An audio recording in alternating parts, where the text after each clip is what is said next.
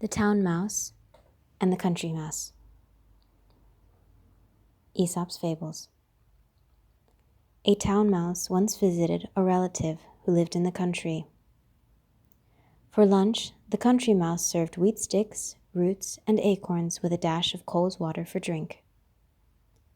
The town mouse ate very sparingly, nibbling a little of this and a little of that, and by her manner making it very plain that she ate the simple food only to be polite.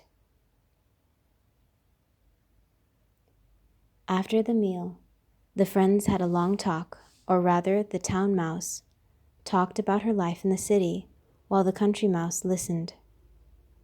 They then went to bed in a cozy nest in the hedgerow and slept in quiet and comfort until the morning. In her sleep, the country mouse dreamed she was a town mouse with all the luxuries and delights of city life that her friend had described for her. So the next day, when the town mouse asked the country mouse to go home with her to the city, she gladly said yes.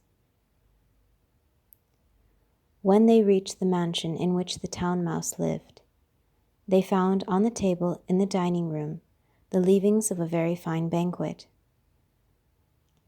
There were sweetmeats and jellies, pastries, delicious cheeses, indeed, the most tempting foods that a mouse can imagine. But just as the country mouse was about to nibble a dainty bit of pastry, she heard a cat meow loudly and scratch at the door. In great fear, the mice scurried to a hiding place, where they lay quite still for a long time, hardly daring to breathe. When at last they ventured back to the feast, the door opened suddenly, and in came the servants to clear the table, followed by the house dog.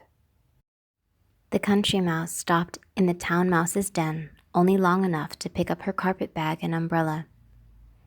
"You may have luxuries and dainties that I have not," she said as she hurried away, "but I prefer my plain food and simple life in the country with the peace and security that go with it."